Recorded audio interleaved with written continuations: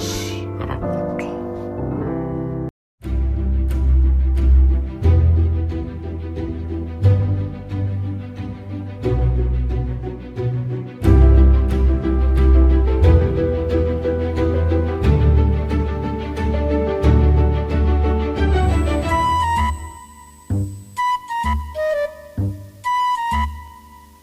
Am'ray sasany o Am'ray sasany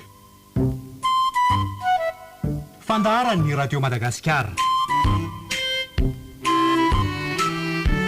Am'ray sasany o Am'ray sasany namana tsara.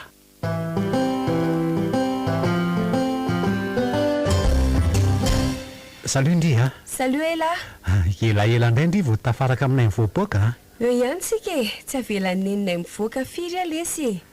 Ka zao bataire sora kely ihany aloha fa tena tsy misy mihitsy ny bandy ha. Sa efa vokovoko manga. Sange lesy tsy mivoaka e. Fangamo ela. Ay ve taharaiky be Ndry izany ha. Efa kilasy famaranana ve aky dia mbola mitorororo be ohatran'izao ihany ha. Ilo zany ombo miahaka eo ha. Tsika kitsy naman'izay mihemotry zany ha. De maninona nefa raha tsy mivoaka ka? Zaho zao io maninona? Taraiky ve? Eny e, safidy io aky ha.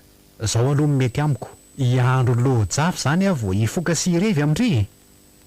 Zaho aky ny fanararotana an'izany ha. Mandalo ange ty fantandroany ty e. Zay moa tiany lafa mba miteny fotsiny ako. Zaho zao nanaraka tsara ny tenin'ny dada sy mama hoe ny fianarana aloha fa azavariana mirendrarendra. Eny e, misaotra Ndry ihany aloha e. Misy odiniany zay fa mba tairokala ihany aloha fa tena te hifoka be le bandy.